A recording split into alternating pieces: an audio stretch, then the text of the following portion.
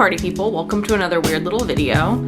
I hope you guys are having a good day. I hope you guys still like my peach hair. I'm really enjoying it still. It's a lot of fun. Today, however, I wanted to do a sit down video. I mean, as you can see, I'm sitting down.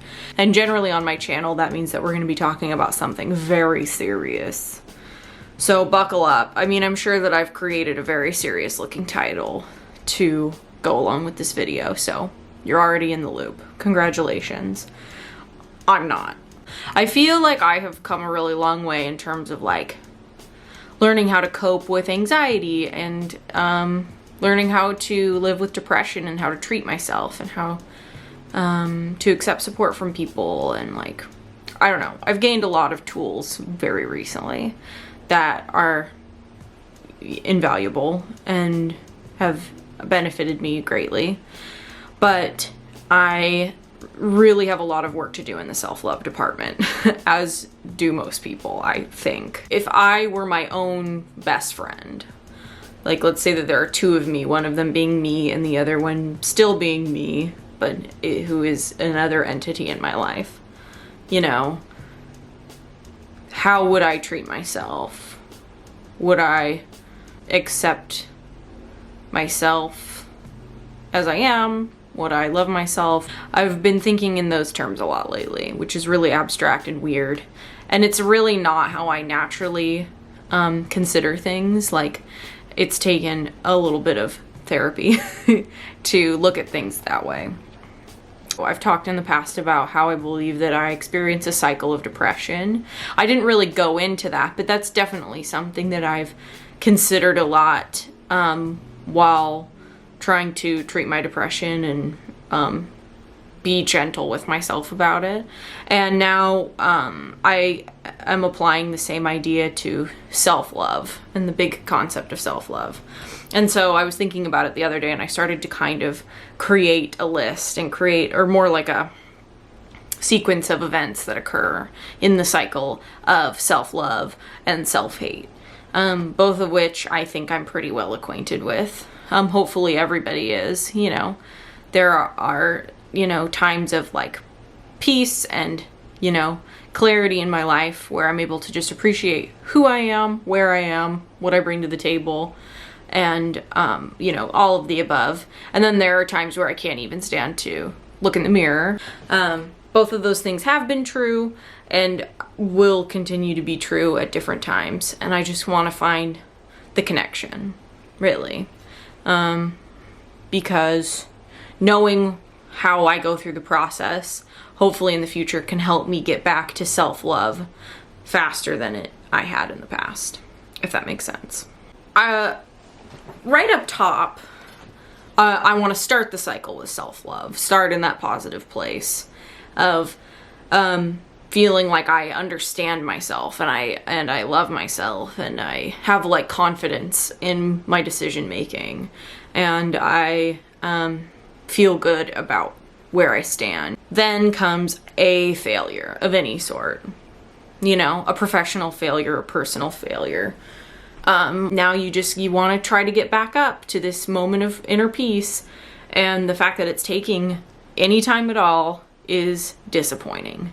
And so you're fumbling, you know, whether you simply had a falling out with a friend or a professional failure of some sort or what have you. For me, a common thing is a really bad binge eating episode. If I have a really bad binge eating episode, usually that begets more binge eating episodes. After the period of disappointment comes the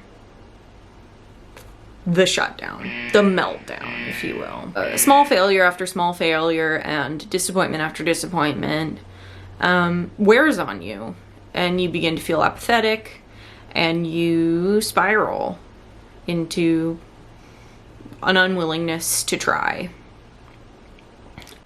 Eventually, the shutdown, the meltdown, the spiral leads to self-hate. The other side of the coin. And then there's this sort of gray period You know, at least there is for me. Shoving everybody away. The shutdown is complete. You're harboring a lot of self-hate, and you just are dormant in your misery. A little bit bleak. And then there's the desperation move. We're all in some way familiar with the desperation move. The desperation move is when you wake up in the morning and it's like the first thing that comes into your head is, I know what to do in order to make myself better. And you go into work, for example, and you really put yourself out there, and you share, and you contribute, and you make an impression, or you reconnect with a friend that you had a falling out with, and you accept your fault, and you heal in some way. It's almost like you just completely forget about that dark period where you weren't even willing to get up, you know? Stepping out the door was, you felt exposed. And you're back at self-love. And I guess the reason why I've been thinking about this cycle is because I want to insert some more logic into that. Because that is absolutely the way that the cycle works for me. But I just need to be more mindful of it, I think. And one thing that's really been helping me that I would encourage all of you to do also is to really consider yourself a friend.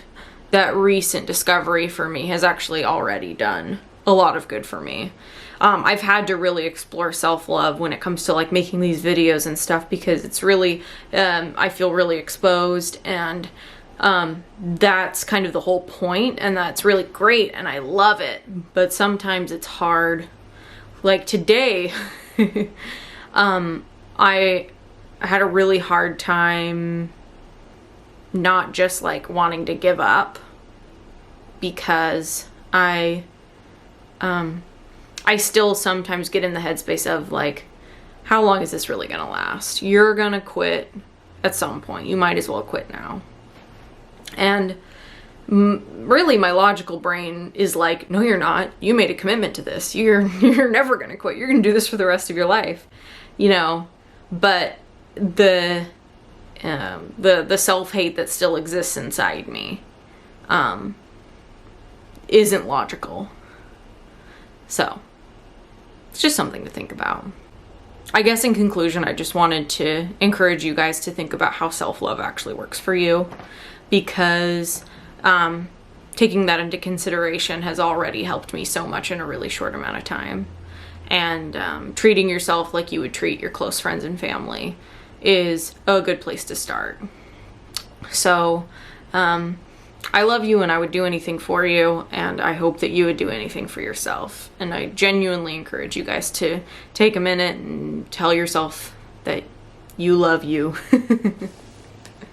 And yeah, I'll see you guys on the next one. All right.